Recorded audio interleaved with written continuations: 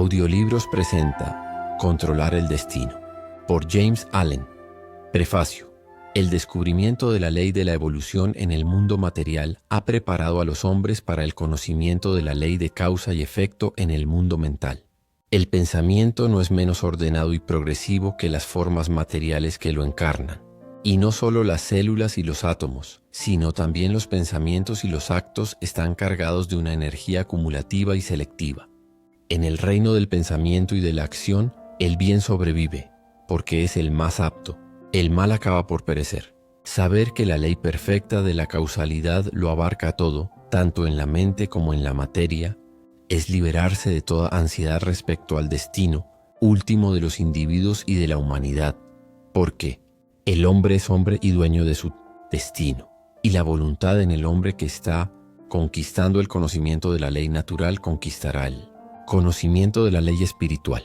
La voluntad que en la ignorancia elige el mal, a medida que la sabiduría evoluciona y emerge, elegirá el bien. En un universo de ley, el dominio final del mal por el hombre está asegurado. Sus destinos menores de separación y dolor, derrota y muerte, no son más que pasos disciplinarios que conducen al gran destino del dominio triunfante. Él mismo está construyendo inconscientemente, aunque con las manos laceradas y el cuerpo encorvado por el trabajo, el templo de la gloria que le proporcionará una morada eterna de paz.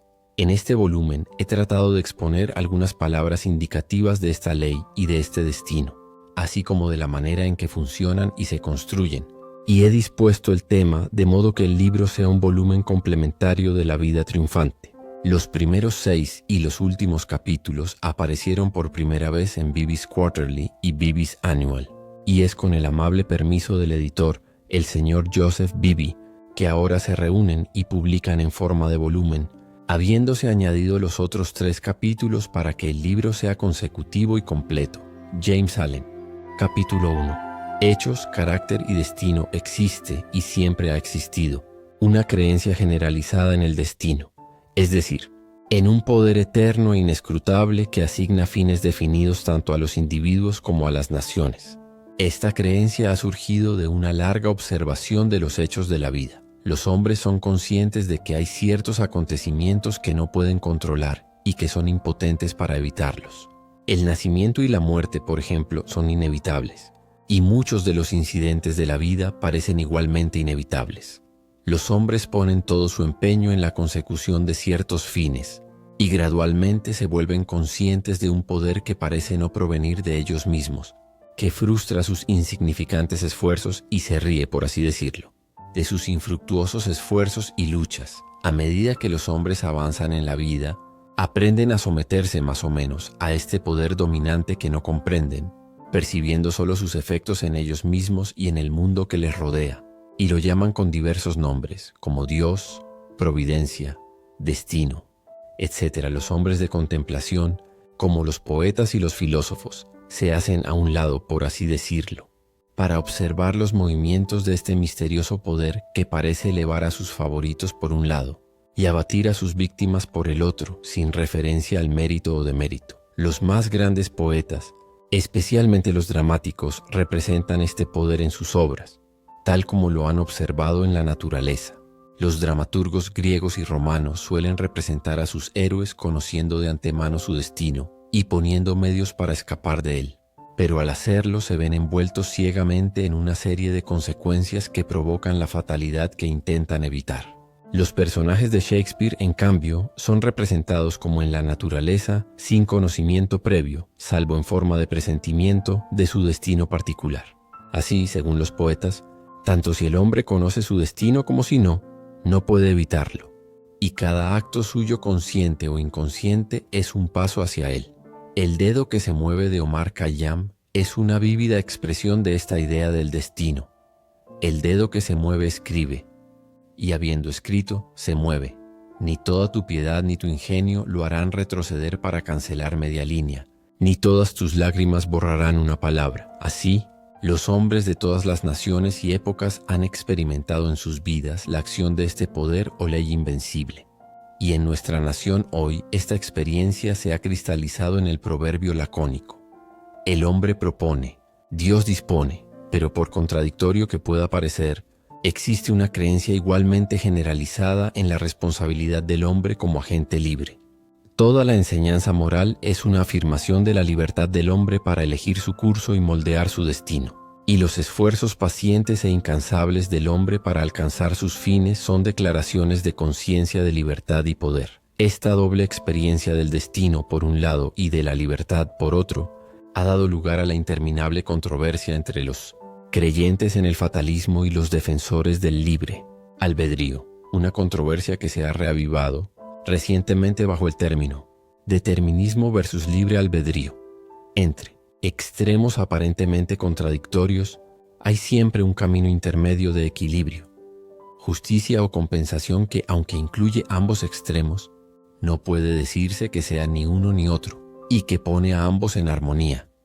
Y este camino intermedio es el punto de contacto entre dos extremos. La verdad no puede ser partidista, sino que por su naturaleza es la reconciliadora de los extremos. Y así, en el asunto que estamos considerando, hay un justo medio que pone en estrecha relación el destino y el libre albedrío, en el que, en efecto, se ve que estos dos hechos indiscutibles de la vida humana, pues tales son, no son sino dos aspectos de una ley central, un principio unificador y omnicomprensivo, a saber, la ley de la causalidad en su aspecto moral. La causalidad moral necesita tanto del destino como del libre albedrío, tanto de la responsabilidad individual como de la predestinación individual, porque la ley de las causas debe ser también la ley de los efectos, y causa y efecto deben ser siempre iguales. El tren de la causalidad, tanto en la materia como en la mente, debe estar eternamente equilibrado, por lo tanto eternamente justo, eternamente perfecto. De este modo puede decirse que cada efecto es una cosa predestinada, pero el poder predeterminante es una causa, y no el fiat de una voluntad arbitraria. El hombre se encuentra envuelto en el tren de la causalidad. Su vida se compone de causas y efectos. Es a la vez siembra y cosecha. Cada acto suyo es una causa que debe equilibrarse con sus efectos. Él elige la causa. Esto es el libre albedrío. No puede elegir, alterar o evitar el efecto. Esto es el destino. Así, el libre albedrío representa el poder de iniciar las causas, y el destino es la implicación en los efectos. Por lo tanto, es cierto que el hombre está predestinado a ciertos fines, pero él mismo, aunque no lo sabe, ha emitido el mandato. Esa cosa buena o mala de la que no hay escapatoria, él, por sus propios actos, la ha provocado. Aquí puede alegarse que el hombre no es responsable de sus actos, que estos son efectos de su carácter, y que no es responsable del carácter, bueno o malo, que le fue dado al nacer. Si el carácter le fuera dado al nacer, esto sería cierto, y entonces no habría ley moral ni necesidad de enseñanza moral. Pero los caracteres no se dan hechos, sino que evolucionan. Son, en efecto, efectos, productos de la propia ley moral, es decir, productos de las obras. El carácter es el resultado de una acumulación de actos que el individuo ha ido acumulando, por así decirlo, a lo largo de su vida. El hombre es el hacedor de sus propios actos. Como tal, es el forjador de su propio carácter. Y como hacedor de sus actos y forjador de su carácter, es el moldeador y formador de su destino. Tiene el poder de modificar y alterar sus actos, y cada vez que actúa modifica su carácter.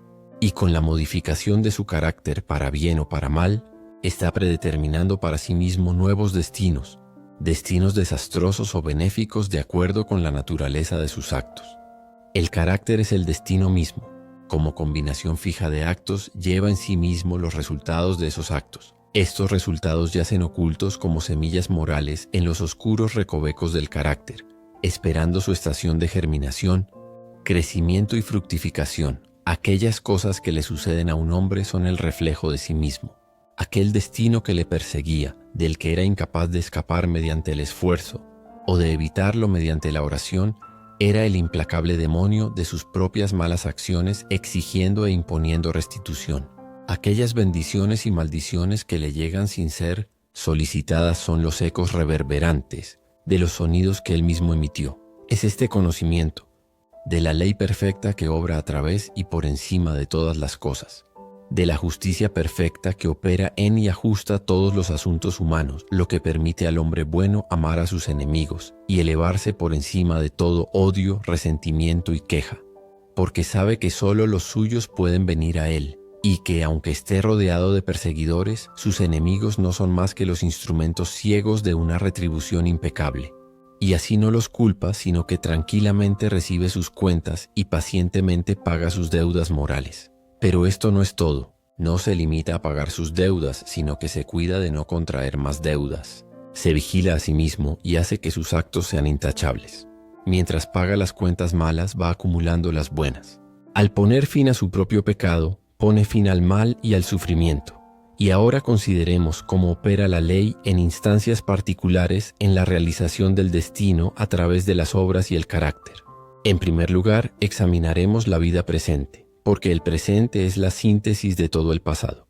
El resultado neto de todo lo que un hombre ha pensado y hecho está contenido en él. Es notable que a veces el hombre bueno fracasa y el hombre sin escrúpulos prospera, un hecho que parece poner todas las máximas morales en cuanto a los buenos, resultados de la rectitud fuera de cuenta, y debido a esto, muchas personas niegan la operación de cualquier ley justa en la vida humana, e incluso declaran que son principalmente los injustos los que prosperan. Sin embargo, la ley moral existe y no es alterada ni subvertida por conclusiones superficiales. Debe recordarse que el hombre es un ser cambiante y evolutivo. El hombre bueno no siempre fue bueno. El hombre malo no siempre fue malo.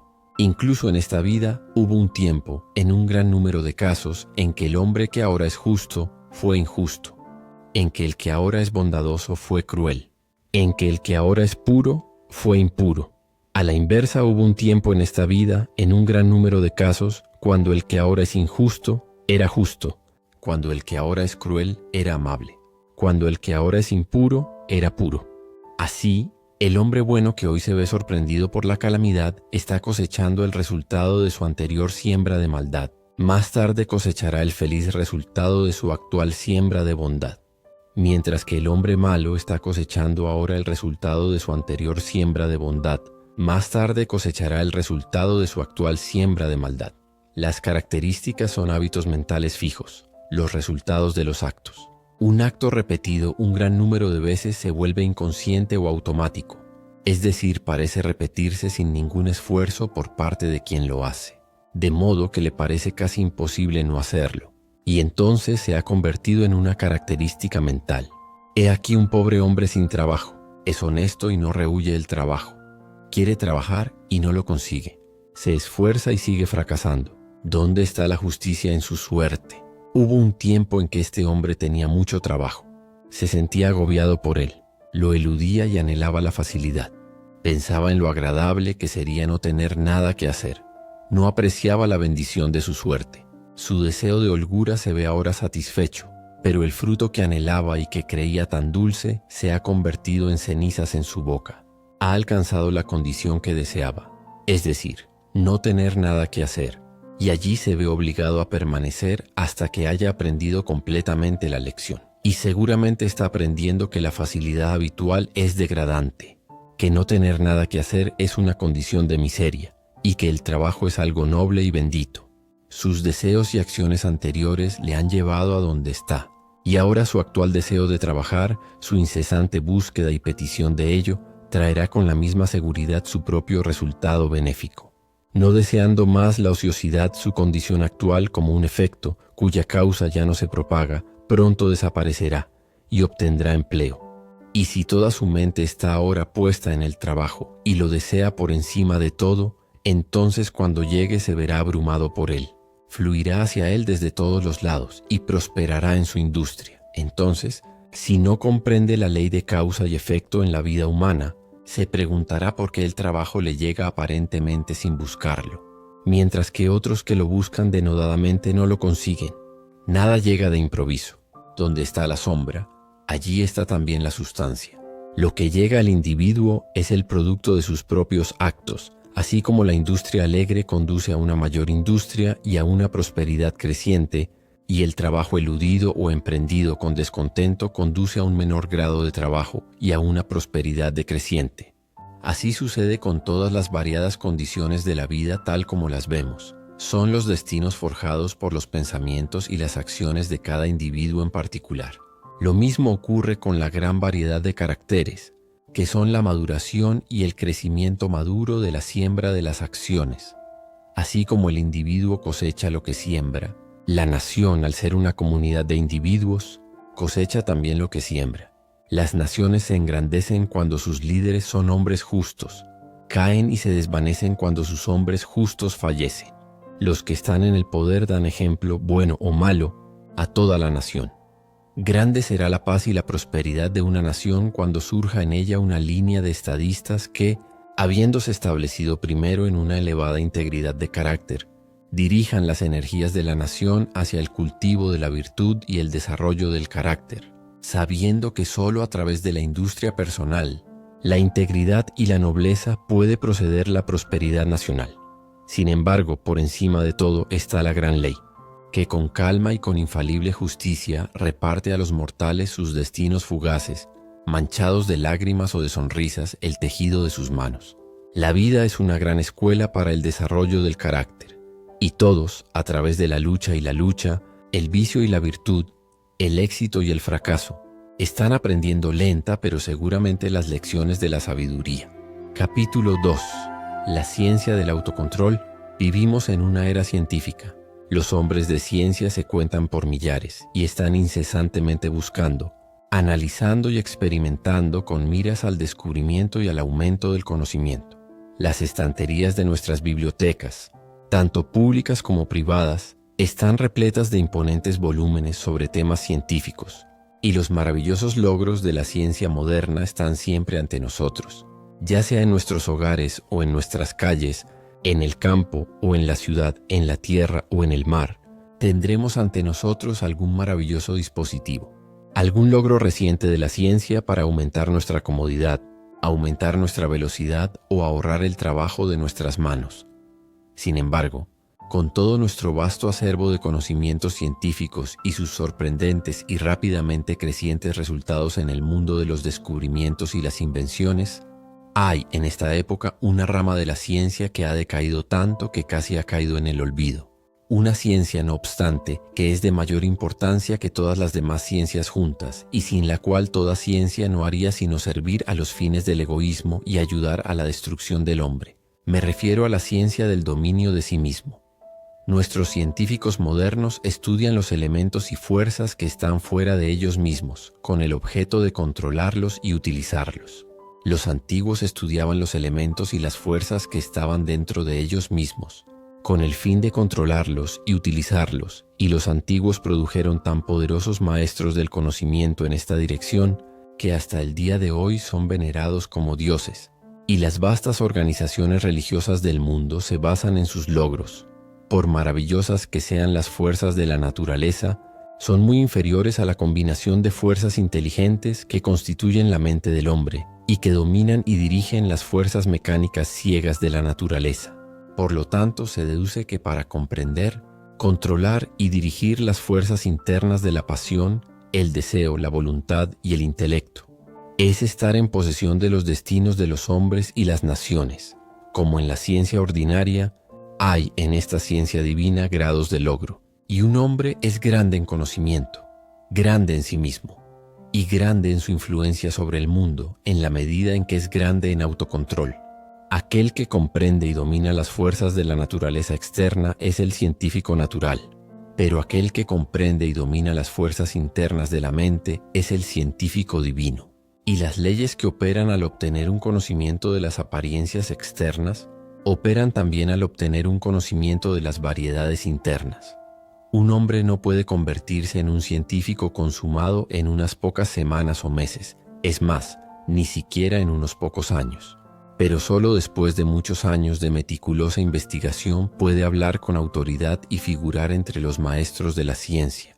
Del mismo modo, un hombre no puede adquirir el dominio de sí mismo y llegar a poseer la sabiduría y la paz que da el conocimiento que confiere el dominio de sí mismo, sino por muchos años de trabajo paciente.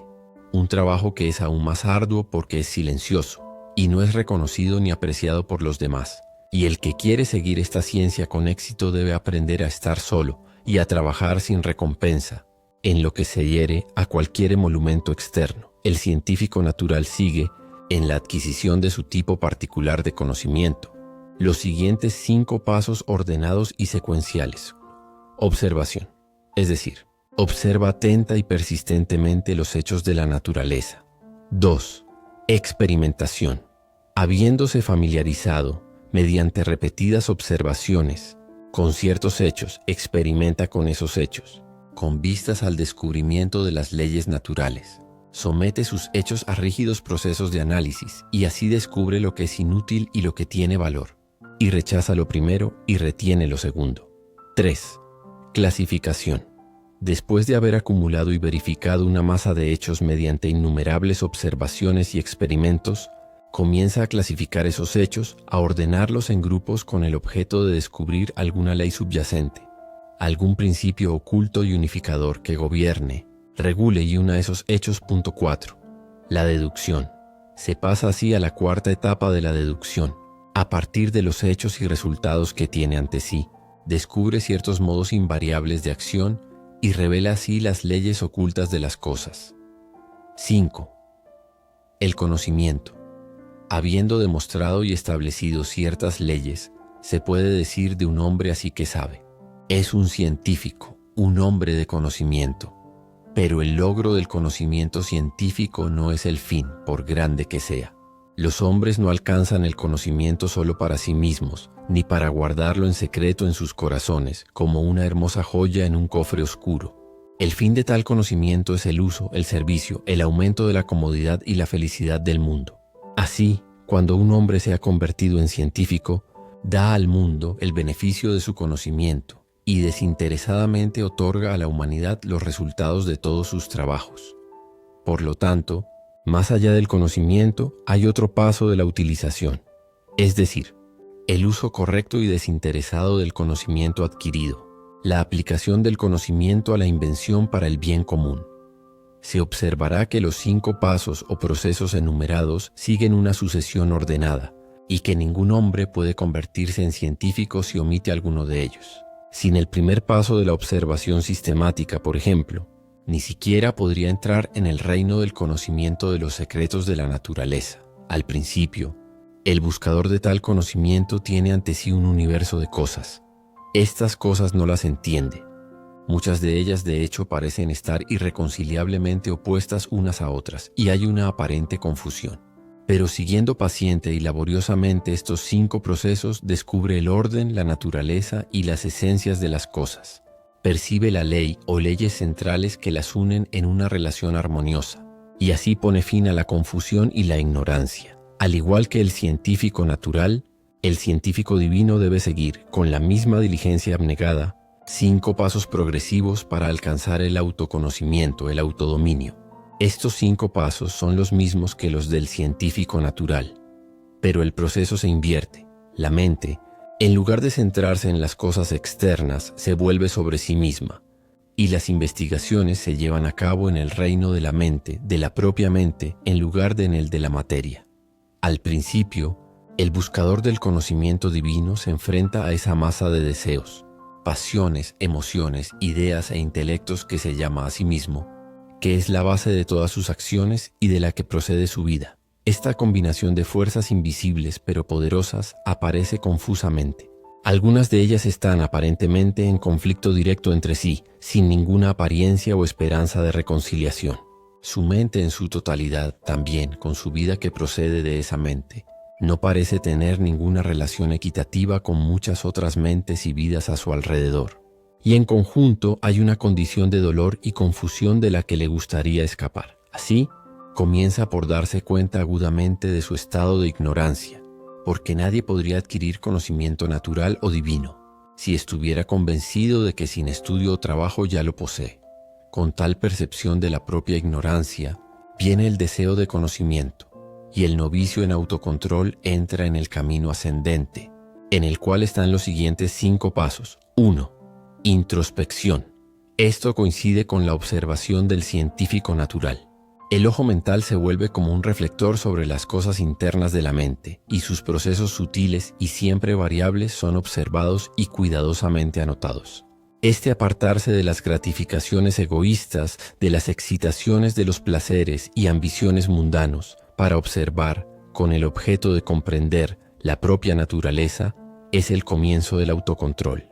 Hasta entonces, el hombre se ha dejado llevar ciega e impotentemente por los impulsos de su naturaleza, mera criatura de las cosas y de las circunstancias. Pero ahora pone freno a sus impulsos y en lugar de ser controlado, comienza a controlar. 2. Autoanálisis. Una vez observadas las tendencias de la mente, se las examina de cerca y se las somete a un rígido proceso de análisis. Las malas tendencias, las que producen efectos dolorosos, se separan de las buenas tendencias, las que producen efectos pacíficos. Y las diversas tendencias, con las acciones particulares que producen, y los resultados definidos que invariablemente surgen de estas acciones, son gradualmente captadas por el entendimiento, que por fin es capaz de seguirlas en su rápida y sutil interacción y profundas ramificaciones. Es un proceso de prueba y comprobación, y para el buscador, un periodo de ser probado y comprobado. 3. Ajuste. En este momento, el estudiante práctico de las cosas divinas tiene claramente ante sí cada tendencia y aspecto de su naturaleza, hasta los impulsos más profundos de su mente y los motivos más sutiles de su corazón. No queda un punto o rincón que no haya explorado e iluminado con la luz del autoexamen. Conoce cada punto débil y egoísta, cada cualidad fuerte y virtuosa. Se considera el colmo de la sabiduría ser capaz de vernos a nosotros mismos como nos ven los demás. Pero el practicante del autocontrol va mucho más allá. No solo se ve a sí mismo como le ven los demás, sino que se ve tal como es. Así, estando cara a cara consigo mismo, sin esforzarse por ocultar ninguna falta secreta, sin defenderse ya con halagos agradables, sin infravalorarse ni sobrevalorarse a sí mismo ni a sus poderes, y sin maldecirse más con autoalabanzas o autocompasión, ve la magnitud total de la tarea que tiene ante sí, ve muy lejos las alturas del dominio de sí mismo, y sabe qué trabajo tiene que hacer para alcanzarlas. Ya no está en un estado de confusión, sino que ha vislumbrado las leyes que operan en el mundo del pensamiento, y ahora comienza a ajustar su mente de acuerdo con esas leyes. Se trata de un proceso de escarda, criba y limpieza. Así como el agricultor escarda, limpia y prepara el terreno para sus cosechas, así el estudiante quita las malas hierbas de su mente, la limpia y purifica preparándola para sembrar las semillas de acciones rectas que producirán la cosecha de una vida bien ordenada. 4. Rectitud. Habiendo ajustado sus pensamientos y acciones a esas leyes menores que operan en las actividades mentales en la producción de dolor y placer, intranquilidad y paz, tristeza y dicha, ahora percibe que hay implicada en esas leyes una gran ley central que, como la ley de gravitación en el mundo natural, es suprema en el mundo de la mente. Una ley a la que todos los pensamientos y acciones están subordinados y por la cual son regulados y mantenidos en su esfera apropiada. Esta es la ley de la justicia o rectitud que es universal y suprema. A esta ley se ajusta ahora. En lugar de pensar y actuar ciegamente, como la naturaleza es estimulada y apelada por las cosas externas, subordina sus pensamientos y acciones a este principio central. Ya no actúa desde sí mismo, sino que hace lo que es correcto, lo que es universal y eternamente correcto. Ya no es el esclavo abyecto de su naturaleza y circunstancias. Es el amo de su naturaleza y circunstancias. Ya no es llevado de aquí para allá por las fuerzas de su mente, sino que controla y guía esas fuerzas para la realización de sus propósitos. Así, teniendo su naturaleza bajo control y sujeción, no pensando pensamientos ni realizando acciones que se opongan a la ley justa, y que por lo tanto esa ley anula con sufrimiento y derrota, se eleva por encima del dominio del pecado y la tristeza, la ignorancia y la duda, y es fuerte, tranquilo y pacífico. 5. Conocimiento puro. Pensando rectamente y actuando rectamente prueba por experiencia la existencia de la ley divina en la que se enmarca la mente y que es el principio rector y unificador de todos los asuntos y acontecimientos humanos, ya sean individuales o nacionales.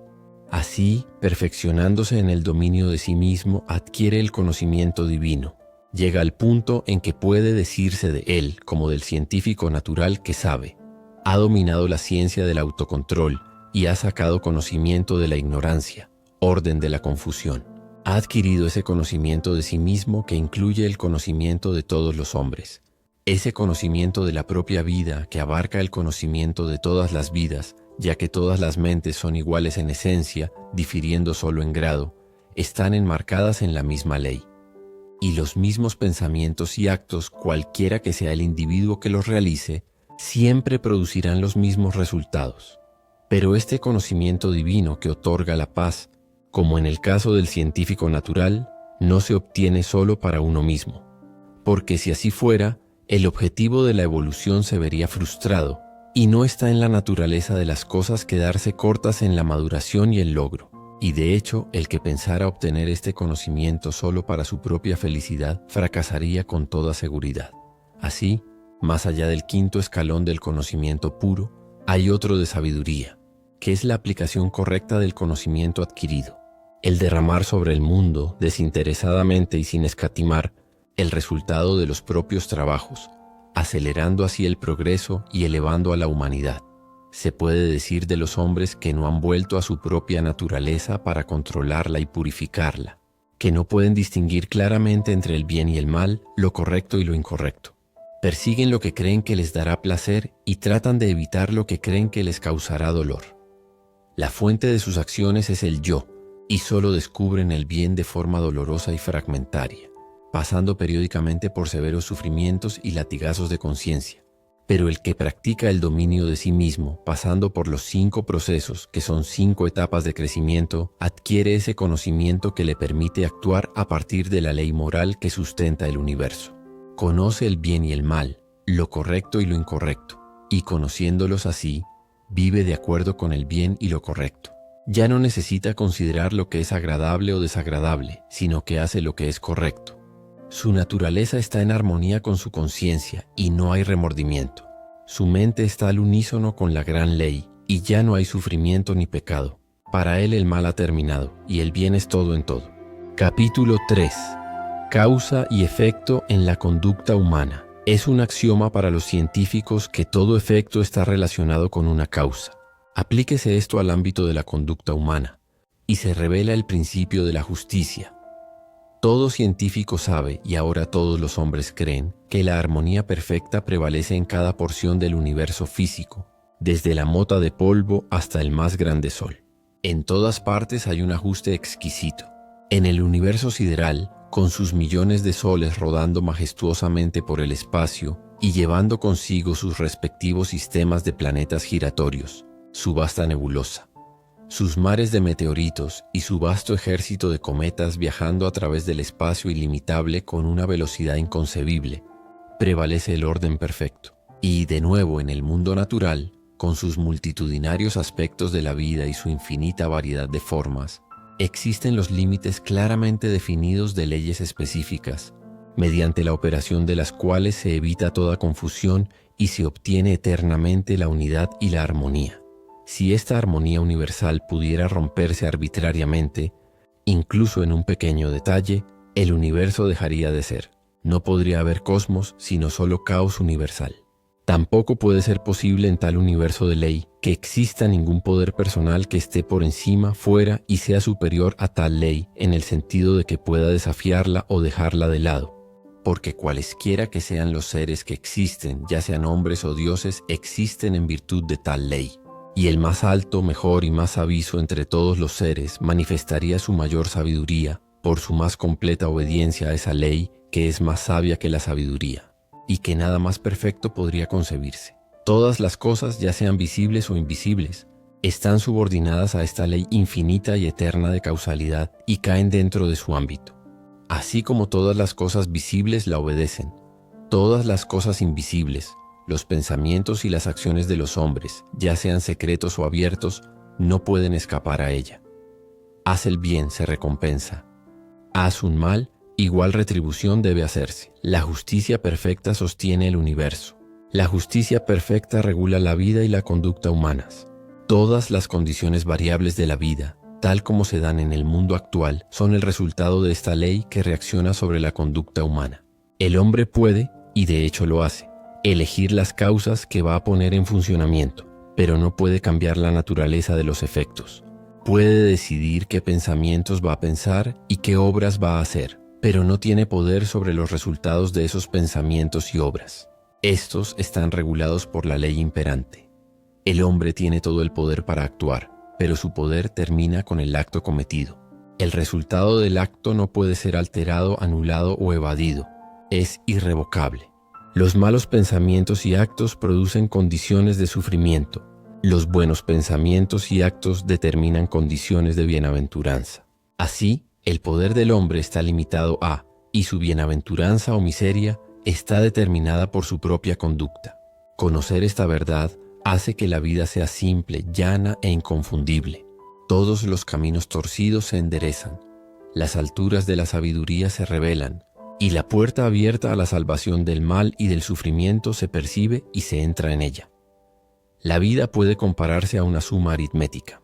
Es desconcertantemente difícil y compleja para el alumno que aún no ha captado la clave de su correcta solución, pero una vez que la ha percibido y se ha apoderado de ella, se vuelve tan asombrosamente simple como antes era profundamente desconcertante. Se puede tener una idea de esta relativa simplicidad y complejidad de la vida, reconociendo y comprendiendo plenamente el hecho de que, si bien hay decenas y tal vez cientos de maneras en que una suma puede hacerse mal, solo hay una manera en que puede hacerse bien, y que cuando se encuentra esa manera correcta, el alumno sabe que es la correcta. Su perplejidad se desvanece y sabe que ha dominado el problema. Es cierto que el alumno, mientras hace su suma incorrectamente, puede, y frecuentemente lo hace, pensar que lo ha hecho correctamente, pero no está seguro. Su perplejidad sigue ahí, y si es un alumno serio y apto, reconocerá su propio error cuando se lo señale el maestro. Así en la vida, los hombres pueden pensar que viven correctamente mientras continúan por ignorancia viviendo mal. Pero la presencia de la duda, la perplejidad y la infelicidad son indicaciones seguras de que aún no se ha encontrado el camino. Correcto. Hay alumnos tontos y descuidados que quisieran pasar una suma como correcta antes de haber adquirido un verdadero conocimiento de las cifras, pero el ojo y la habilidad del maestro detectan y exponen rápidamente la falacia. Así en la vida no puede haber falsificación de resultados. El ojo de la gran ley revela y expone. 2 veces 5 serán 10 por toda la eternidad, y ninguna cantidad de ignorancia, estupidez o engaño puede elevar el resultado a 11. Si uno mira superficialmente un trozo de tela, lo ve como un trozo de tela, pero si va más allá e indaga en su fabricación, y lo examina de cerca y con atención, ve que está compuesto de una combinación de hilos individuales, y que aunque todos los hilos son interdependientes, cada hilo sigue su propio camino en todo momento, sin confundirse nunca con su hilo hermano. Es esta ausencia total de confusión entre los hilos particulares lo que hace que la obra acabada sea un trozo de tela. Cualquier mezcla inarmónica de los hilos daría como resultado un manojo de desperdicios o un trapo inútil. La vida es como una pieza de tela, y los hilos que la componen son vidas individuales. Los hilos, aunque interdependientes, no se confunden entre sí. Cada uno sigue su propio curso. Cada individuo sufre y disfruta las consecuencias de sus propios actos y no de los actos de otro. El curso de cada uno es simple y definido. El conjunto forma una complicada pero armoniosa combinación de secuencias. Hay acción y reacción, hecho y consecuencia, causa y efecto, y la reacción, la consecuencia y el efecto compensatorios están siempre en proporción exacta con el impulso iniciador. Una pieza de tela duradera y satisfactoria no puede estar hecha de un material de mala calidad, y los hilos de pensamientos egoístas y malas acciones no producirán una vida útil y hermosa, una vida que se desgaste bien y que soporte una inspección minuciosa. Cada hombre hace o estropea su propia vida. No la hace ni la estropea su prójimo, ni nada externo a él. Cada pensamiento que tiene, cada acto que hace, es otro hilo de mala calidad o genuino, tejido en el vestido de su vida, y así como él hace el vestido, así debe usarlo. No es responsable de los actos de su prójimo, no es el guardián de las acciones de su prójimo, solo es responsable de sus propios actos, es el guardián de sus propias acciones. El problema del mal subsiste en las propias malas acciones del hombre y se resuelve cuando esas acciones son purificadas. Dice Rousseau: hombre, no busques más el origen del mal, tú mismo eres su origen. El efecto nunca puede divorciarse de la causa. nunca puede ser de naturaleza distinta de la causa. Emerson dice, la justicia no se pospone. Una equidad perfecta ajusta el equilibrio en todas las partes de la vida. Y hay un sentido profundo en el que causa y efecto son simultáneos y forman un todo perfecto. Así, en el instante en que un hombre piensa, digamos, un pensamiento cruel o hace un acto cruel, en ese mismo instante ha herido su propia mente. No es el mismo hombre que era en el instante anterior. Es un poco más vil y un poco más infeliz. Y un número de tales pensamientos y actos sucesivos produciría un hombre cruel y desdichado. Lo mismo se aplica a lo contrario. El pensamiento de un pensamiento bondadoso o hacer una acción bondadosa, una nobleza inmediata y la felicidad lo acompañan. El hombre es mejor de lo que era antes y un número de tales acciones produciría un alma grande y dichosa. Así, la conducta humana individual determina por la impecable ley de causa y efecto el mérito o demérito individual, la grandeza o mezquindad individual, la felicidad o desdicha individual. Lo que un hombre piensa, eso hace. Lo que hace, eso es. Si está perplejo, infeliz, inquieto o desdichado, que se mire a sí mismo, porque allí y en ninguna otra parte está la fuente de todos sus problemas. Capítulo 4. El entrenamiento de la voluntad. El cultivo de la firmeza y estabilidad de carácter que comúnmente se denomina fuerza de voluntad es uno de los principales deberes del hombre, ya que su posesión es esencialmente necesaria para su bienestar temporal y eterno. La firmeza de propósito está en la raíz de todos los esfuerzos exitosos, ya sea en las cosas mundanas o espirituales, y sin ella el hombre no puede ser más que desdichado y dependiente de otros para el apoyo que debería encontrarse dentro de sí mismo, el misterio que ha sido arrojado alrededor del tema del cultivo de la voluntad por aquellos que anuncian vender consejos ocultos sobre el asunto por tantos dólares. Debe ser evitado y disipado porque nada podría estar más alejado del secreto y el misterio que los métodos prácticos por los cuales solo la fuerza de voluntad puede ser desarrollada. El verdadero camino del cultivo de la voluntad solo se encuentra en la vida cotidiana común del individuo, y es tan obvio y sencillo que la mayoría, buscando algo complicado y misterioso, lo pasa por alto. Un poco de pensamiento lógico pronto convencerá a un hombre de que no puede ser débil y fuerte al mismo tiempo, que no puede desarrollar una voluntad más fuerte mientras sigue siendo esclavo de indulgencias débiles, y que, por lo tanto, el camino directo y único hacia esa mayor fuerza es asaltar y conquistar sus debilidades. Todos los medios para el cultivo de la voluntad están ya a mano en la mente y en la vida del individuo. Residen en el lado débil de su carácter, atacando y venciendo el cual se desarrollará la necesaria fuerza de voluntad. Quien haya logrado captar esta verdad simple y preliminar, percibirá que toda la ciencia del cultivo de la voluntad se encarna en las 7 reglas siguientes. 1. Romper con los malos hábitos. 2. Formar buenos hábitos. 3. Prestar escrupulosa atención al deber del momento presente. 4. Haz enérgicamente y de inmediato lo que haya que hacer. 5. Vive según las reglas. 6. Controla la lengua. 7. Controlar la mente.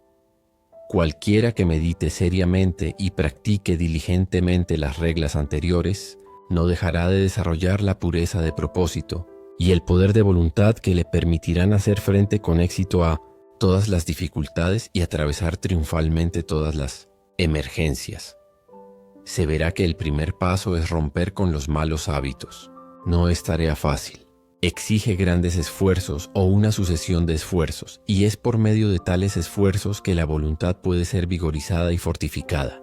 Si uno se niega a dar el primer paso, no puede aumentar su fuerza de voluntad, porque al someterse a un mal hábito, debido al placer inmediato que proporciona, uno pierde el derecho a gobernarse a sí mismo, y es hasta ahora un esclavo débil.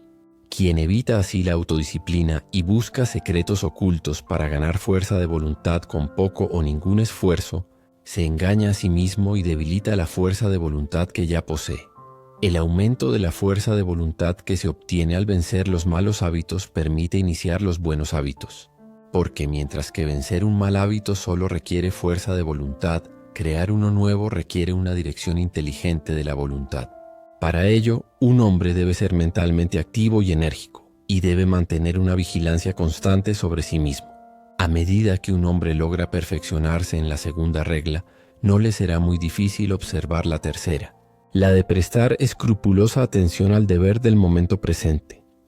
La minuciosidad es un paso ineludible en el desarrollo de la voluntad. La negligencia es señal de debilidad. Se debe aspirar a la perfección, incluso en la tarea más pequeña, no dividiendo la mente, sino prestando toda la atención a cada tarea por separado, tal como se presenta. Se adquiere gradualmente la unicidad de propósito y la intensa concentración de la mente, dos poderes mentales que dan peso y valor al carácter y traen reposo y alegría a su poseedor. La cuarta regla, la de hacer vigorosamente. Y de inmediato, lo que haya que hacer es igualmente importante. La ociosidad y una voluntad fuerte no pueden ir juntas, y la dilación es una barrera total para la adquisición de una acción resuelta.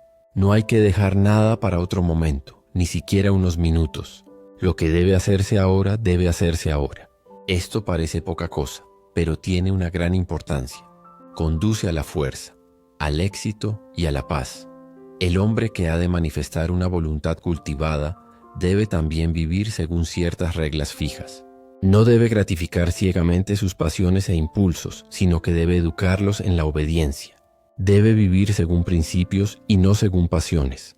Debe decidir qué comerá, beberá y vestirá, y qué no comerá, beberá ni vestirá, cuántas comidas hará al día y a qué horas las hará, a qué hora se acostará y a qué hora se levantará. Debe establecer reglas para el correcto gobierno de su conducta en cada departamento de su vida y debe adherirse religiosamente a ellas. Vivir libre e indiscriminadamente, comiendo y bebiendo y complaciéndose sensualmente a la llamada del apetito y la inclinación, es ser un mero animal y no un hombre con voluntad y razón. La bestia en el hombre debe ser azotada y disciplinada y sometida. Y esto solo puede hacerse entrenando la mente y la vida en ciertas reglas fijas de conducta correcta. El santo alcanza la santidad no violando sus votos, y el hombre que vive según reglas buenas y fijas es fuerte para cumplir su propósito. La sexta regla, la del control de la lengua, debe ser practicada hasta que uno tenga perfecto dominio de su habla, de modo que no pronuncie nada con mal humor, ira, irritabilidad o con mala intención. El hombre de voluntad fuerte no permite que su lengua corra irreflexivamente y sin freno. Todas estas 6 reglas, si se practican fielmente, conducirán a la séptima, que es la más importante de todas: controlar correctamente la mente. El dominio de sí mismo es la cosa más esencial de la vida y sin embargo la menos comprendida. Pero el que pacientemente practique las reglas aquí expuestas, poniéndolas en práctica en todos sus caminos y empresas, aprenderá por su propia experiencia y esfuerzos a controlar y entrenar su mente y a ganar con ello la corona suprema de la hombría, la corona de una voluntad perfectamente equilibrada. Capítulo 5. Minuciosidad. La meticulosidad consiste en hacer las cosas pequeñas como si fueran las más grandes del mundo. Que las pequeñas cosas de la vida son de primordial importancia es una verdad que generalmente no se comprende, y el pensamiento de que las pequeñas cosas pueden ser descuidadas, dejadas de lado o desatendidas es la raíz de esa falta de meticulosidad que es tan común y que resulta en un trabajo imperfecto y en vidas infelices. Cuando uno comprende que las grandes cosas del mundo y de la vida consisten en una combinación de pequeñas cosas, y que sin esta agregación de pequeñas cosas las grandes cosas no existirían, entonces comienza a prestar cuidadosa atención a aquellas cosas que antes consideraba insignificantes. Así adquiere la cualidad de la minuciosidad y se convierte en un hombre útil e influyente, porque la posesión o no posesión de esta cualidad puede significar toda la diferencia entre una vida de paz y poder y una de miseria y debilidad. Todo empleador de mano de obra sabe cuán rara es esta cualidad, cuán difícil es encontrar hombres y mujeres que pongan pensamiento y energía en su trabajo y lo hagan completa y satisfactoriamente. Abunda la mala mano de obra. La habilidad y la excelencia son adquiridas por pocos. La irreflexión, el descuido y la pereza son vicios tan comunes que debería dejar de parecer extraño que, a pesar de la reforma social, las filas de los desempleados sigan engrosándose, ya que los que malgastan su trabajo hoy, otro día, en la hora de profunda necesidad, Buscarán y pedirán trabajo en vano. La ley de la supervivencia del más fuerte no se basa en la crueldad, sino en la justicia. Es un aspecto de esa equidad divina que prevalece en todas partes. El vicio es golpeado con muchos azotes. Si no fuera así, ¿cómo podría desarrollarse la virtud? El irreflexivo y el perezoso no pueden prevalecer sobre el reflexivo y laborioso, ni estar en pie de igualdad con ellos. Un amigo mío me cuenta que su padre daba a todos sus hijos el siguiente consejo: cualquiera que sea vuestro trabajo futuro, poned toda vuestra mente en él y hacedlo a conciencia. Entonces no tendréis que temer por vuestro bienestar, porque hay tantos descuidados y negligentes que los servicios del hombre minucioso están siempre en demanda. Conozco a quienes durante años han tratado casi en vano de conseguir mano de obra competente en esferas que no requieren una habilidad excepcional, pero que exigen principalmente previsión, energía y un cuidado concienzudo. Han despedido a uno tras otro por negligencia, pereza, incompetencia e incumplimiento persistente del deber, por no mencionar otros vicios que no tienen relación con este tema. Sin embargo, el vasto ejército de desempleados sigue clamando contra las leyes, contra la sociedad y contra el cielo. La causa de esta común falta de rigor no está lejos de buscarse. Radica en esa sed de placer que no solo crea aversión al trabajo constante, sino que incapacita para hacer el mejor trabajo y para cumplir debidamente con el propio deber. Hace poco tiempo llegó a mis oídos el caso, uno de tantos, de una pobre mujer a la que se le concedió, a petición suya, un puesto de responsabilidad y lucrativo. Llevaba pocos días en su puesto cuando empezó a hablar de los viajes de placer que iba a hacer ahora que había llegado a ese lugar. Al cabo de un mes fue despedida por negligencia e incompetencia. Como dos objetos no pueden ocupar el mismo espacio al mismo tiempo, así la mente que está ocupada con el placer no puede también estar concentrada en el perfecto cumplimiento del deber. El placer tiene su propio lugar y tiempo, pero no debe permitirse que su consideración penetre en la mente durante las horas que deben dedicarse al deber. Aquellos que, mientras están ocupados en su tarea mundana, están continuamente pensando en los placeres anticipados, no pueden hacer otra cosa que chapucear en su trabajo o incluso descuidarlo cuando su placer parece estar en juego. La minuciosidad es plenitud, perfección. Significa hacer una cosa tan bien que no quede nada que desear. Significa hacer el propio trabajo, si no mejor de lo que nadie puede hacerlo, al menos no peor que lo mejor que hacen los demás.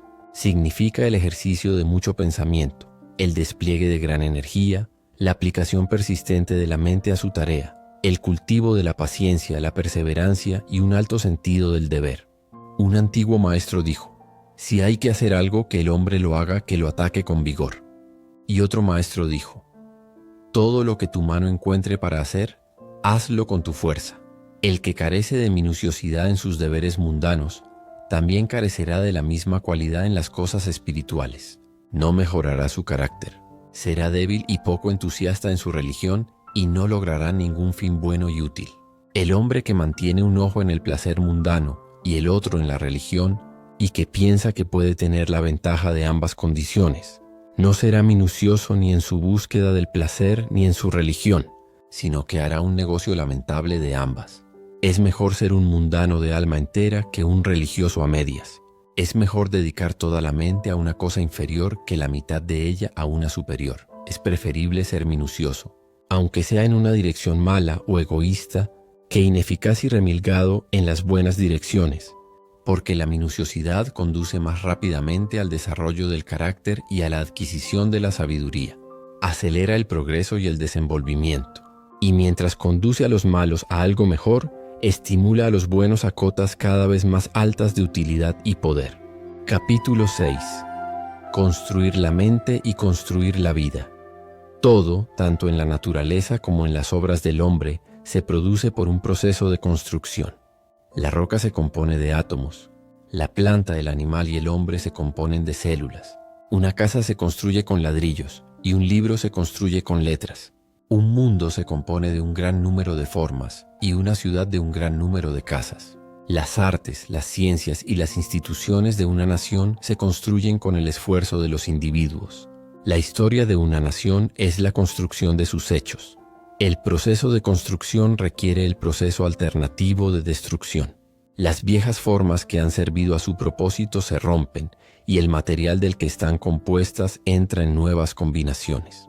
Hay una integración y una desintegración recíprocas.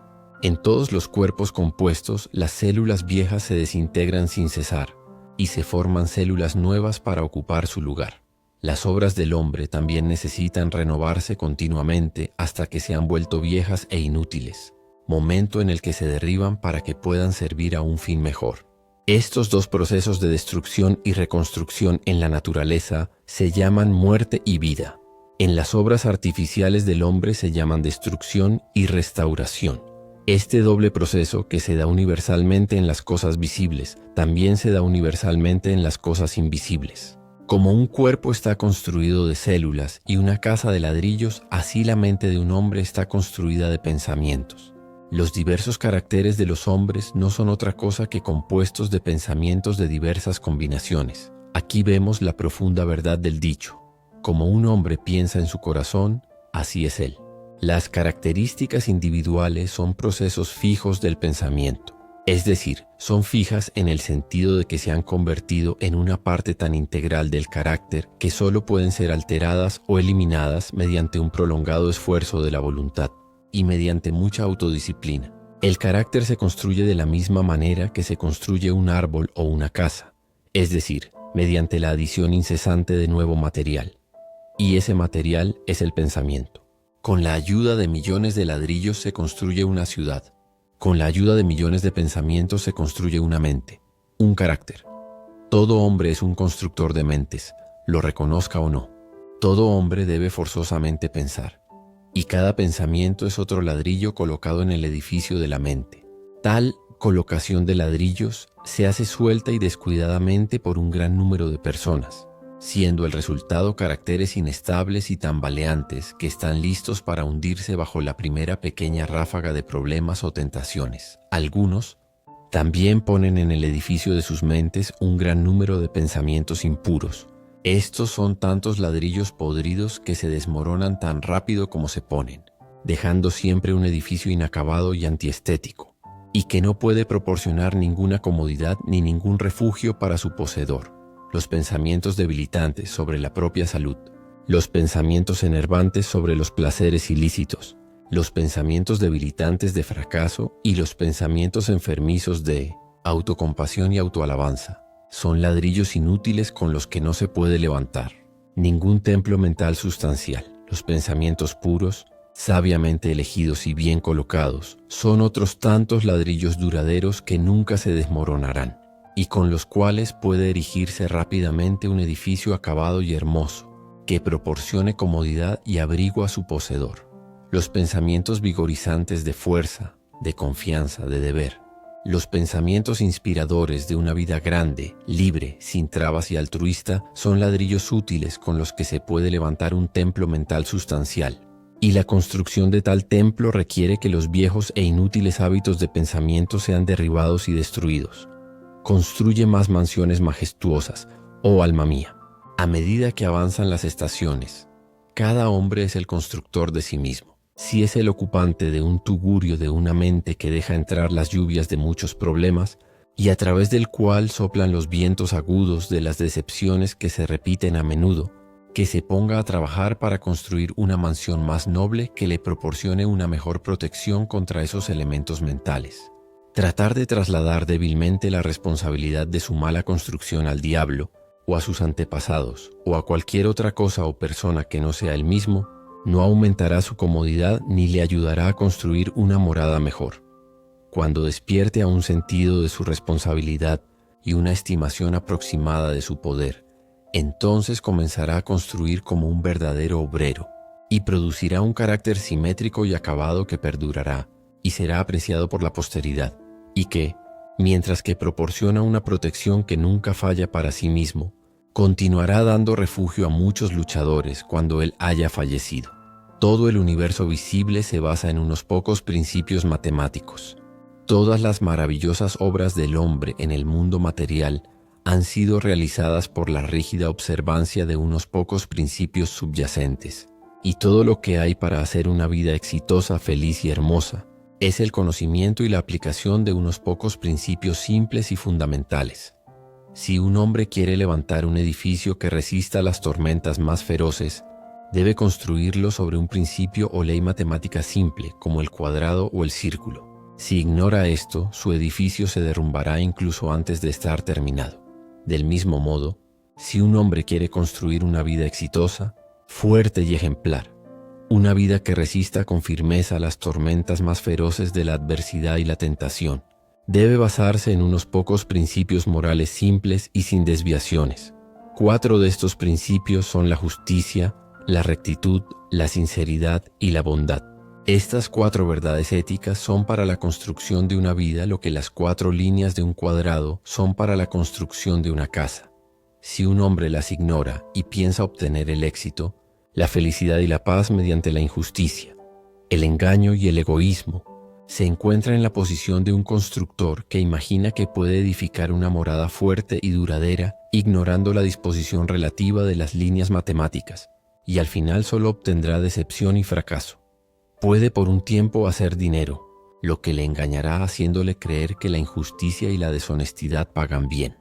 Pero en realidad su vida es tan débil e inestable que está lista en cualquier momento para caer. Y cuando llega un periodo crítico, como debe llegar sus asuntos, su reputación y sus riquezas se desmoronan en ruinas, y él es enterrado en su propia desolación. Es totalmente imposible que un hombre alcance una vida verdaderamente exitosa y feliz si ignora los 4 principios morales enumerados, mientras que el hombre que los observa escrupulosamente en todos sus tratos no puede fracasar en el éxito y la bienaventuranza, más de lo que la tierra puede fracasar en la luz y el calor del sol mientras se mantenga en su órbita legal, porque obra en armonía con las leyes fundamentales del universo. Construye su vida sobre una base que no puede ser alterada ni derribada, y por consiguiente todo lo que haga será tan fuerte y duradero, y todas las partes de su vida serán tan coherentes, armoniosas y estarán tan firmemente entretejidas que es imposible que se arruine.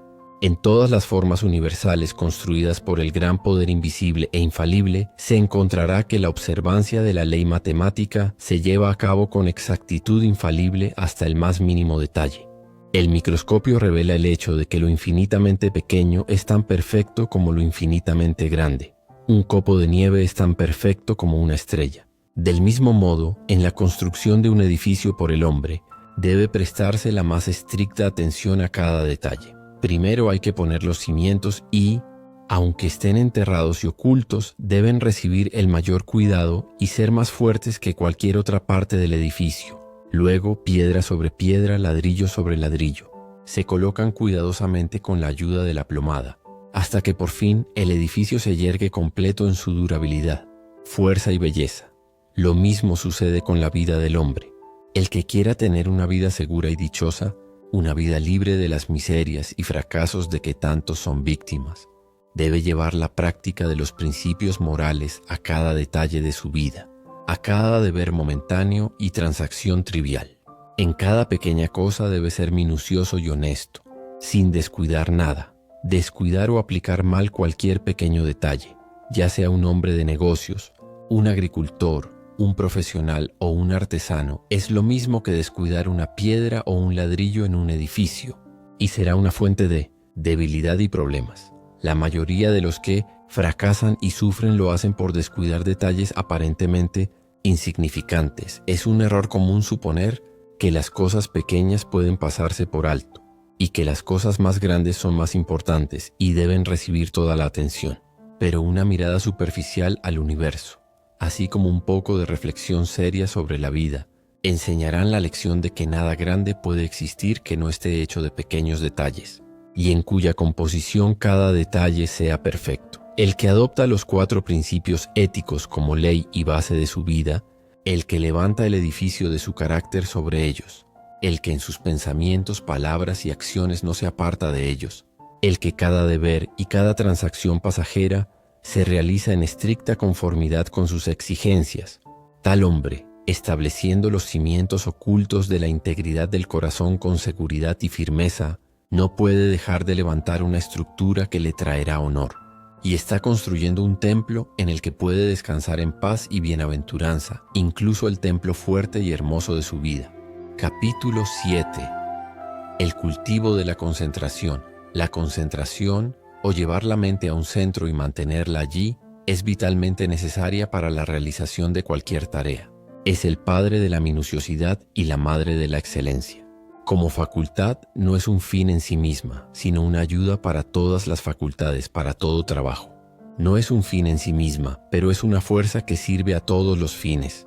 Como el vapor en la mecánica, es una fuerza dinámica en la maquinaria de la mente y en las funciones de la vida. La facultad es una posesión común. Aunque en su perfección es rara, al igual que la voluntad y la razón son posesiones comunes, aunque una voluntad perfectamente equilibrada y una razón completa son posesiones raras, y el misterio que algunos escritores místicos modernos han arrojado a su alrededor es totalmente superfluo. Todo hombre de éxito, cualquiera que sea la dirección de su éxito, practica la concentración, aunque no sepa nada de ella como materia de estudio. Cada vez que uno se absorbe en un libro o en una tarea, o se extasía en la devoción o es asiduo en el deber, la concentración en mayor o menor grado entra en juego.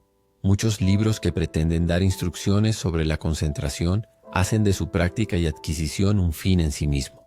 No hay camino más seguro ni más rápido para su destrucción. Fijar los ojos en la punta de la nariz, en el picaporte de una puerta, en un cuadro, en un símbolo místico o en el retrato de un santo, o centrar la mente en el ombligo, en la glándula pineal o en algún punto imaginario del espacio. He visto todos estos métodos seriamente aconsejados en obras sobre este tema con el objeto de adquirir concentración.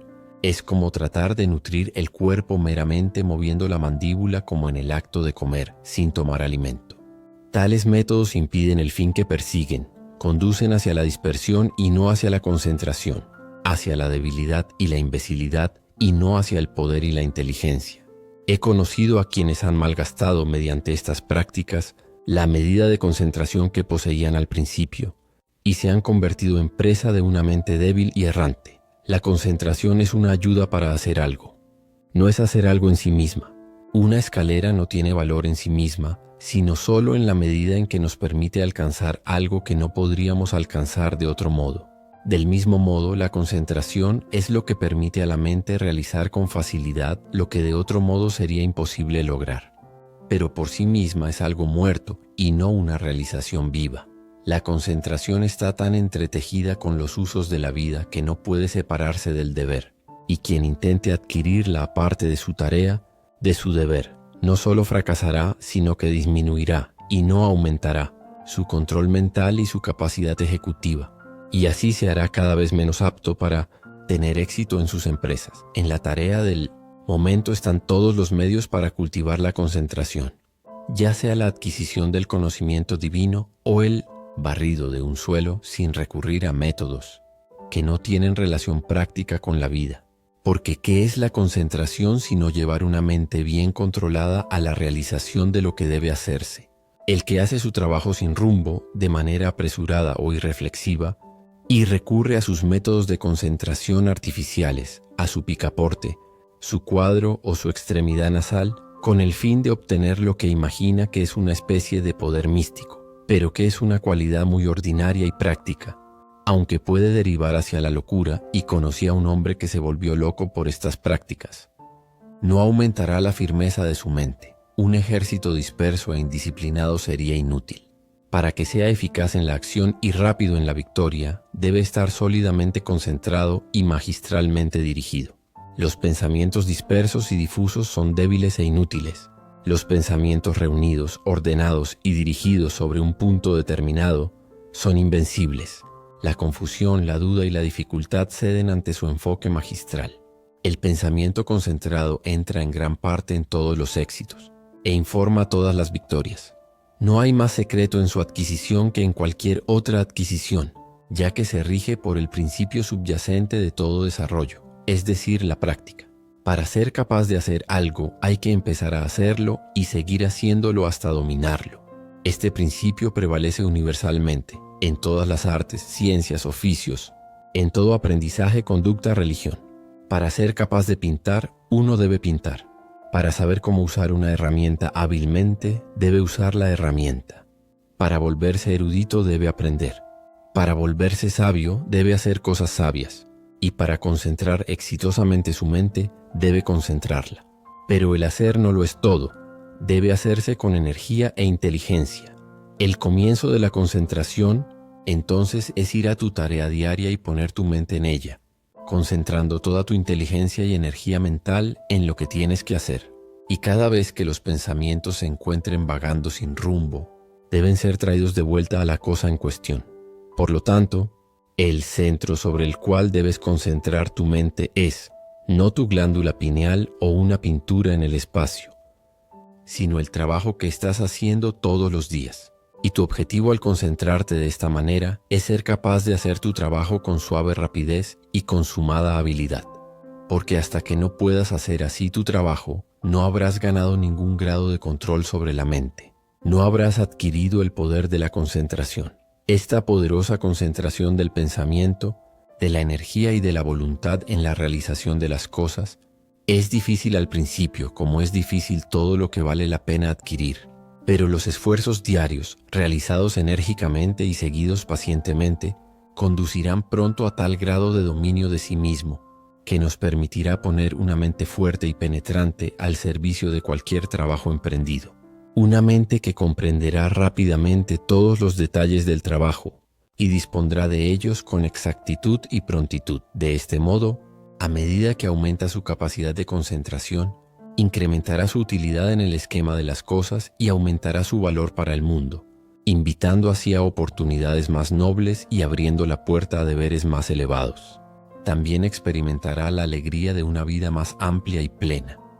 En el proceso de concentración existen las 4 etapas siguientes. 1. Atención. 2. Contemplación. 3. Abstracción. 4. Actividad en reposo. Al principio, los pensamientos se detienen y la mente se fija en el objeto de la concentración, que es la tarea en cuestión. Esto es atención. A continuación, la mente se despierta en un pensamiento vigoroso sobre la forma de proceder con la tarea. Esto es la contemplación. La contemplación prolongada conduce a una condición de la mente en la que las puertas de los sentidos están todas cerradas contra la entrada de distracciones externas. Los pensamientos están envueltos en y única e intensamente centrados en el trabajo en cuestión. Esto es abstracción. La mente así centrada en la cogitación profunda alcanza un estado en el que el máximo de trabajo se lleva a cabo con el mínimo de fricción. Esto es la eomais, actividad en reposo. La atención es la primera etapa en todo trabajo exitoso. Los que carecen de ella fracasan en todo.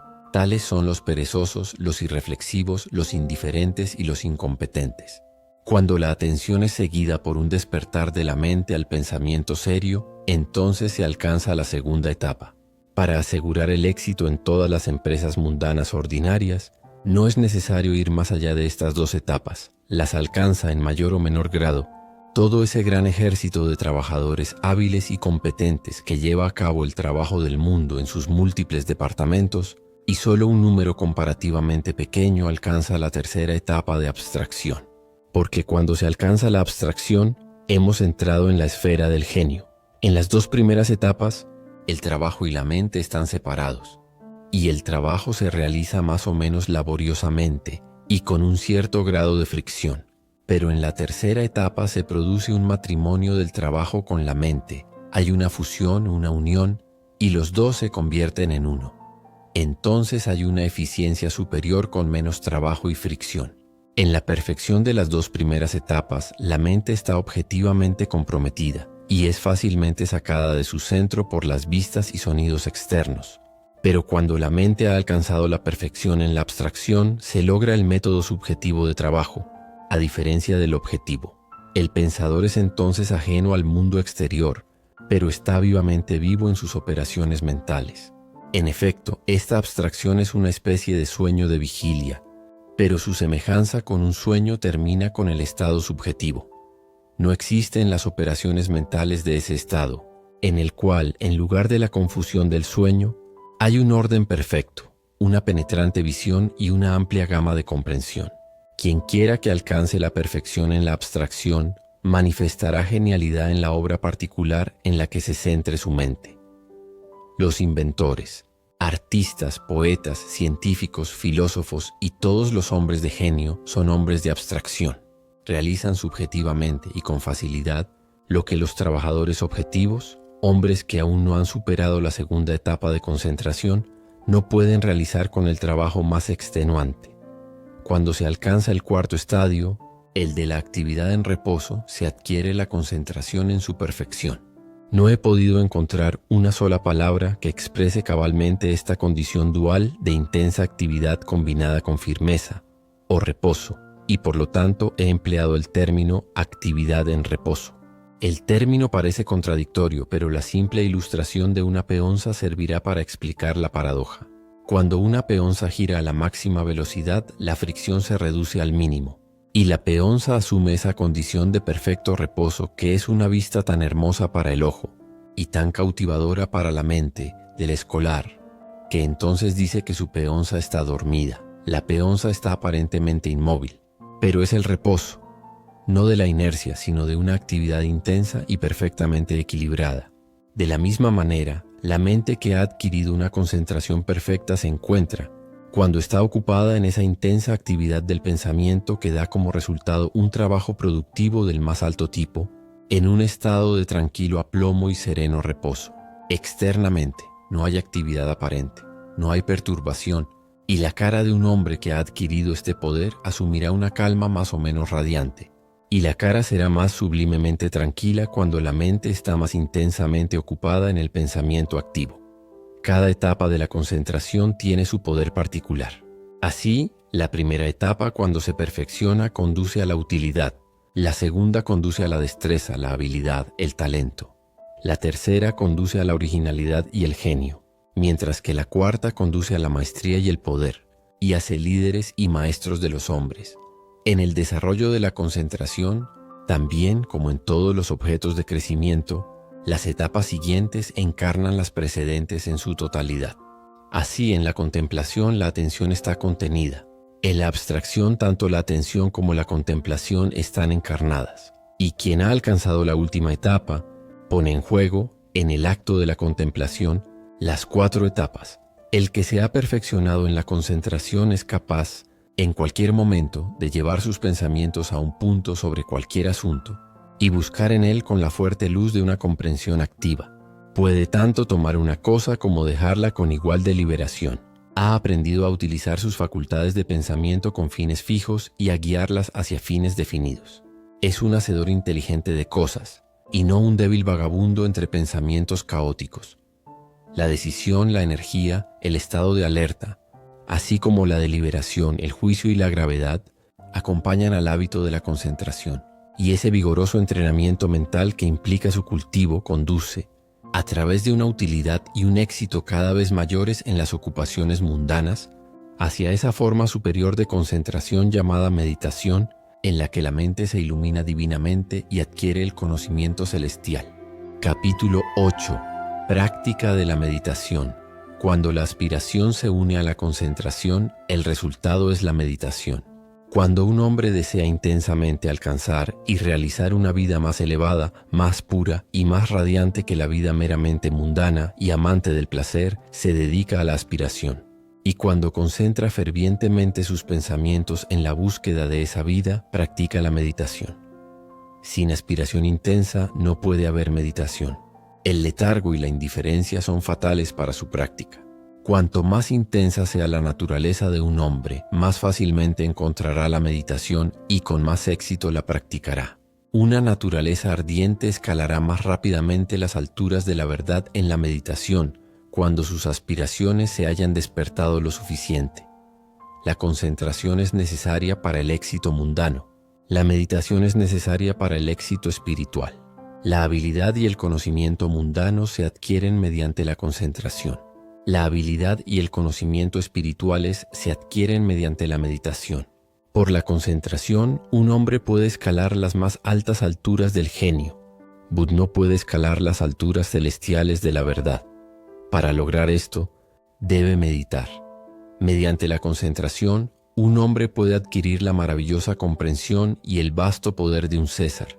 Mediante la meditación puede alcanzar la sabiduría divina y la paz perfecta de un Buda.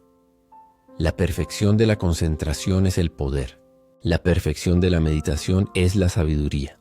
Por la concentración, los hombres adquieren habilidad en la realización de las cosas de la vida, en la ciencia, el arte, el comercio, etc.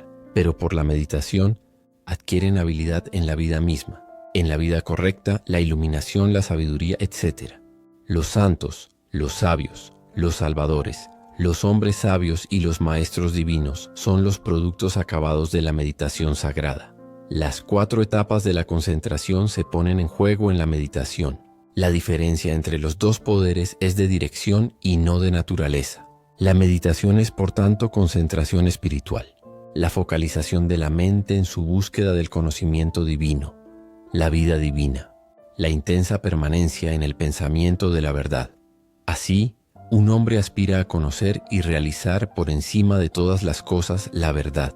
Entonces presta atención a la conducta, a la vida, a la autopurificación. Prestando atención a estas cosas, pasa a la contemplación seria de los hechos, los problemas y el misterio de la vida. Contemplando así, llega a amar la verdad tan plena e intensamente como para quedar totalmente absorto en ella. La mente se aleja de sus divagaciones en una multitud de deseos, y resolviendo uno por uno los problemas de la vida, realiza esa profunda unión con la verdad que es el estado de abstracción, y así absorto en la verdad existe ese equilibrio y aplomo de carácter, esa acción divina en reposo que es la calma y la paz permanentes, de una mente emancipada e iluminada. La meditación es más difícil de practicar que la concentración, porque implica una autodisciplina mucho más severa que la que se obtiene en la concentración. Un hombre puede practicar la concentración sin purificar su corazón y su vida, mientras que el proceso de purificación es inseparable de la meditación. El objeto de la meditación es la iluminación divina, el logro de la verdad, y por lo tanto está entrelazado con la pureza práctica y la rectitud. Así, aunque al principio el tiempo dedicado a la meditación real es breve, quizás solo media hora por la mañana temprano, el conocimiento adquirido en esa media hora de vívida aspiración y pensamiento concentrado se plasma en la práctica durante todo el día. En la meditación, por lo tanto, está involucrada toda la vida de un hombre, y a medida que avanza en su práctica, se vuelve más y más apto para llevar a cabo los deberes de la vida en las circunstancias en que se encuentre, porque se vuelve más fuerte, más santo, más tranquilo y más sabio. El principio de la meditación es doble. A saber, 1. Purificación del corazón por el pensamiento repetitivo en cosas puras. 2. Alcanzar el conocimiento divino encarnando esa pureza en la vida práctica. El hombre es un ser de pensamiento, y su vida y carácter están determinados por los pensamientos en los que habitualmente habita. Por la práctica, la asociación y el hábito, los pensamientos tienden a repetirse con mayor y mayor facilidad y frecuencia, y así fijan el carácter en una dirección dada, produciendo esa acción automática que se llama hábito. Al meditar diariamente sobre pensamientos puros, el hombre de meditación forma el hábito del pensamiento puro e iluminado que conduce a acciones puras e iluminadas y a deberes bien cumplidos. Por la repetición incesante de pensamientos puros, al final se convierte en uno con esos pensamientos, y es un ser purificado, manifestando su logro en acciones puras, en una vida serena y sabia. La mayoría de los hombres viven en una serie de deseos, pasiones, emociones y especulaciones conflictivas, y hay inquietud, incertidumbre y tristeza. Pero cuando un hombre comienza a entrenar su mente en la meditación, gradualmente obtiene el control sobre este conflicto interno, al enfocar sus pensamientos en un principio central. De este modo se rompen los viejos hábitos de pensamiento y acción impuros y erróneos, y se forman los nuevos hábitos de pensamiento y acción puros e iluminados. El hombre se reconcilia cada vez más con la verdad y se produce una armonía y un discernimiento crecientes, una perfección y una paz cada vez mayores. Una poderosa y elevada aspiración hacia la verdad va siempre acompañada de un agudo sentido del dolor, la brevedad y el misterio de la vida, y hasta que no se alcanza esta condición mental, la meditación es imposible. La mera meditación, o pasar el tiempo soñando ociosamente, hábitos a los que se aplica frecuentemente la palabra meditación, Están muy lejos de la meditación en el elevado sentido espiritual que atribuimos a esa condición. Es fácil confundir el ensueño con la meditación. Este es un error fatal que debe ser evitado por quien se esfuerza en meditar. Los dos no deben confundirse. El ensueño es una ensoñación en la que el hombre cae. La meditación es un pensamiento fuerte y resuelto en el que el hombre se eleva. El ensueño es fácil y placentero. La meditación es al principio difícil y fastidiosa. El ensueño prospera en la indolencia y el lujo. La meditación surge del esfuerzo y la disciplina. El ensueño es primero seductor, luego sensual. La meditación es primero prohibitiva, luego provechosa y después pacífica. El ensueño es peligroso. Socava el autocontrol. La meditación es protectora. Establece el autocontrol. Hay ciertos signos por los que uno puede saber si está ensoñando o meditando. Los indicios del ensueño son: 1. Deseo de evitar el esfuerzo. 2. Deseo de experimentar los placeres del sueño. 3. Un creciente disgusto por los propios deberes mundanos. 4. Un deseo de eludir las propias responsabilidades mundanas. 5. Miedo a las consecuencias. 6. Deseo de conseguir dinero con el menor esfuerzo posible. 7. Falta de autocontrol. Los indicios de la meditación son: 1. Aumento de la energía, tanto física como mental. 2. Esfuerzo denodado en pos de la sabiduría. 3. Una disminución de la irritabilidad en el cumplimiento del deber. 4. Una determinación fija de cumplir fielmente todas las responsabilidades mundanas. 5. Liberación del miedo. 6. Indiferencia hacia las riquezas. 7. Posesión de autocontrol. Hay ciertos tiempos, lugares y condiciones en y bajo los cuales es imposible meditar, otros en los que es difícil meditar y otros en los que la meditación se hace más accesible. Y estos, que deben conocerse y observarse cuidadosamente, son los siguientes: tiempos, lugares y condiciones en que la meditación es imposible. 1. Durante o inmediatamente después de las comidas. 2. En lugares de recreo. 3. En lugares concurridos. 4. Al caminar rápidamente. 5. Mientras está tumbado en la cama por la mañana. 6. Mientras fuma. 7. Mientras se está tumbado en el sofá o en la cama para relajarse física o mentalmente. Momentos. Lugares y condiciones en los que la meditación es difícil. 1. Por la noche. 2. En una habitación lujosamente amueblada. 3. Sentado en un asiento blando y mullido. 4. Con ropa alegre. 5. En compañía. 6. Cuando el cuerpo está cansado. 7. Si el cuerpo recibe demasiada comida. Momentos. Lugares y condiciones en que es mejor meditar. 1. Muy temprano por la mañana. 2. Inmediatamente antes de las comidas. 3. En minutos de soledad. 4. Al aire libre o en una habitación amueblada de forma sencilla. 5. Mientras se está sentado en un asiento duro. 6. Cuando el cuerpo está fuerte y vigoroso. 7. Cuando el cuerpo está modesta y sencillamente vestido. De las instrucciones anteriores se desprende que la facilidad, el lujo y la indulgencia que inducen al ensueño dificultan la meditación y cuando se pronuncian con fuerza la hacen imposible, mientras que el esfuerzo, la disciplina y la abnegación que disipan el ensueño hacen que la meditación sea comparativamente fácil. El cuerpo también no debe estar ni sobrealimentado ni hambriento, ni harapiento ni ostentosamente vestido. No debe estar cansado, sino en su punto más alto de energía y fuerza, ya que mantener la mente concentrada en un tren de pensamientos sutiles y elevados requiere un alto grado de energía tanto física como mental.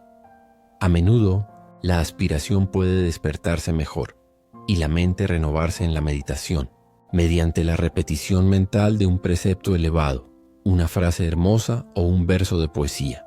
De hecho, la mente que está preparada para la meditación adoptará instintivamente esta práctica. La mera repetición mecánica carece de valor e incluso es un obstáculo. Las palabras repetidas deben ser tan aplicables a la propia condición que se las medite con amor y con devoción concentrada. De esta manera la aspiración y la concentración se combinan armoniosamente para producir, sin esfuerzo indebido, el estado de meditación. Todas las condiciones arriba mencionadas son de la mayor importancia en las primeras etapas de la meditación y deben ser cuidadosamente anotadas y debidamente observadas por todos los que se esfuerzan por adquirir la práctica. Y aquellos que siguen fielmente las instrucciones y que se esfuerzan y perseveran, no dejarán de recoger a su debido tiempo la cosecha de pureza, sabiduría, bienaventuranza y paz, y seguramente comerán de los dulces frutos de la santa meditación. Capítulo 9. El poder del propósito. La dispersión es debilidad, la concentración es poder. La destrucción es un proceso de dispersión, la preservación es un proceso de unión. Las cosas son útiles y los pensamientos son poderosos en la medida en que sus partes están fuerte e inteligentemente concentradas. El propósito es un pensamiento altamente concentrado. Todas las energías mentales se dirigen a la consecución de un objeto, y los obstáculos que se interponen entre el pensador y el objeto son, uno tras otro, derribados y superados. El propósito es la piedra angular del templo del logro. Une y mantiene unido en un todo completo lo que de otro modo ya sería disperso e inútil. Los caprichos vacíos, las fantasías efímeras, los deseos vagos y las resoluciones poco entusiastas no tienen cabida en el propósito. En la determinación sostenida de lograr hay un poder invencible que se traga todas las consideraciones inferiores y marcha directo a la victoria. Todos los hombres de éxito son hombres de propósito. Se aferran a una idea, a un proyecto, a un plan y no lo abandonan. Lo acarician, lo meditan, lo cuidan y lo desarrollan. Y cuando se ven asaltados por las dificultades, se niegan a rendirse. De hecho, la intensidad del propósito aumenta con la creciente magnitud de los obstáculos encontrados. Los hombres que han forjado los destinos de la humanidad han sido hombres poderosos de propósito. Como el romano que traza su camino, han seguido una senda bien definida y se han negado a desviarse incluso cuando la tortura y la muerte se enfrentaban a ellos. Los grandes líderes de la raza son los creadores de caminos mentales, y la humanidad sigue los senderos intelectuales y espirituales que ellos han labrado y batido. Grande es el poder del propósito. Para saber cuán grande, que un hombre lo estudie en las vidas de aquellos cuya influencia ha moldeado los fines de las naciones y dirigido los destinos del mundo. En un Alejandro, un César o un Napoleón, vemos el poder del propósito cuando se dirige por canales mundanos y personales. En un Confucio, un Buda o un Cristo, percibimos su poder más vasto cuando su curso sigue caminos celestiales e impersonales. El propósito va con la inteligencia. Hay propósitos menores y mayores según los grados de inteligencia. Una gran mente siempre tendrá un gran propósito. Una inteligencia débil carecerá de propósito. Una mente a la deriva argumenta una medida de subdesarrollo. ¿Qué puede resistirse a un propósito inquebrantable? ¿Qué puede oponerse a él o desviarlo? La materia inerte cede ante una fuerza viva, y las circunstancias sucumben ante el poder del propósito. En verdad, el hombre de propósito ilícito, al lograr sus fines, se destruirá a sí mismo, pero el hombre de propósito bueno y lícito no puede fracasar. Solo necesita renovar diariamente el fuego y la energía de su resolución fija para consumar su objeto.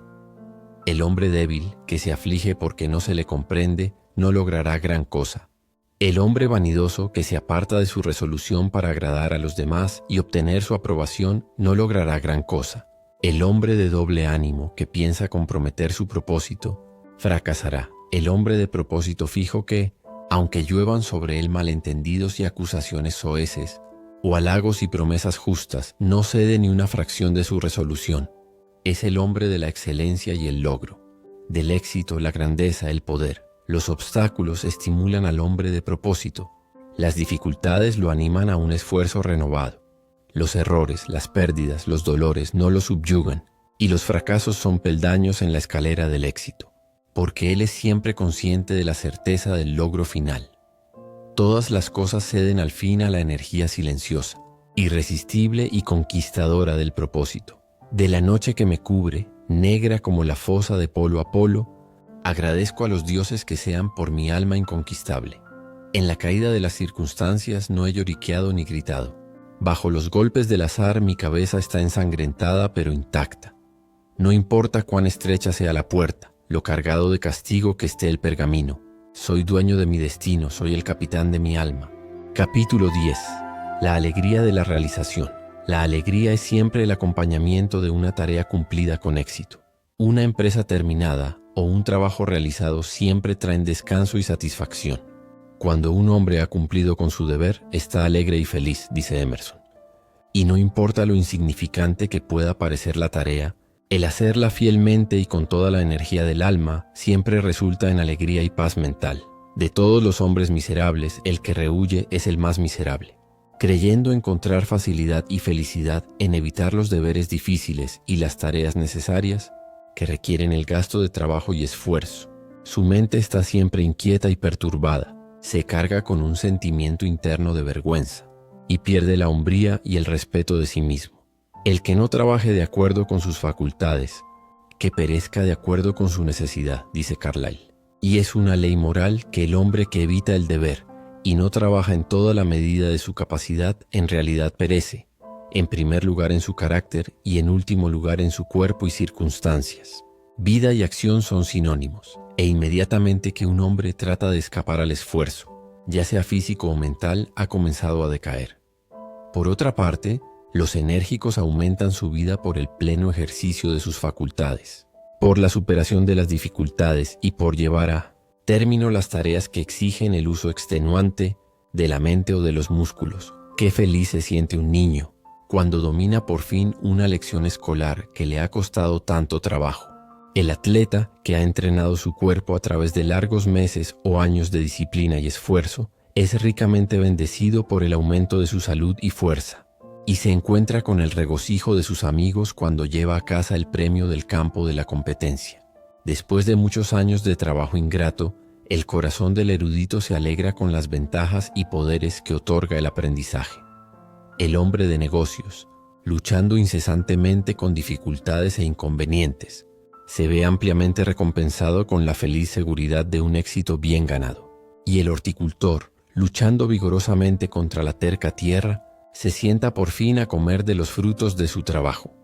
Cada logro exitoso, incluso en las cosas mundanas, es recompensado con su propia medida de alegría. Y en las cosas espirituales, la alegría que sobreviene a la perfección del propósito es segura, profunda y duradera. Grande es la alegría del corazón, aunque inefable, cuando, después de innumerables y aparentemente infructuosos intentos, algún defecto arraigado en el carácter es por fin expulsado para no molestar más a su antigua víctima y al mundo. El luchador por la virtud, el que se dedica a la santa tarea de forjar un carácter noble, saborea, a cada paso de la conquista sobre sí mismo, una alegría que no vuelve a abandonarle, sino que se convierte en parte integrante de su naturaleza espiritual. Toda la vida es una lucha. Tanto fuera como dentro hay condiciones contra las que el hombre debe luchar. Su propia existencia es una serie de esfuerzos y logros, y su derecho a permanecer entre los hombres como una unidad útil de la humanidad depende de la medida de su capacidad para luchar con éxito con los elementos de la naturaleza exterior, o con los enemigos de la virtud y la verdad interior. Se exige del hombre que continúe esforzándose por conseguir cosas mejores, una mayor perfección, logros más y más elevados. Y de acuerdo con la medida de su obediencia a esta exigencia, el ángel de la alegría espera sobre sus pasos y le sirve. Porque aquel que está ansioso por aprender, deseoso de saber y que se esfuerza por lograr, encuentra la alegría que canta eternamente en el corazón del universo. El hombre debe esforzarse primero en las cosas pequeñas, luego en las más grandes y después en las más grandes todavía, hasta que al fin esté preparado para hacer el esfuerzo supremo y luchar por la realización de la verdad, logrando lo cual realizará la alegría eterna. El precio de la vida es el esfuerzo. La cumbre del esfuerzo es el logro, la recompensa del logro es la alegría. Bienaventurado el hombre que lucha contra su propio egoísmo. Él saboreará en su plenitud la alegría del logro. Gracias por escuchar este audiolibro hasta el final. Si el contenido fue de tu agrado, te invitamos a dejar un like y suscribirte al canal. De esta forma, no te perderás nuestras próximas publicaciones.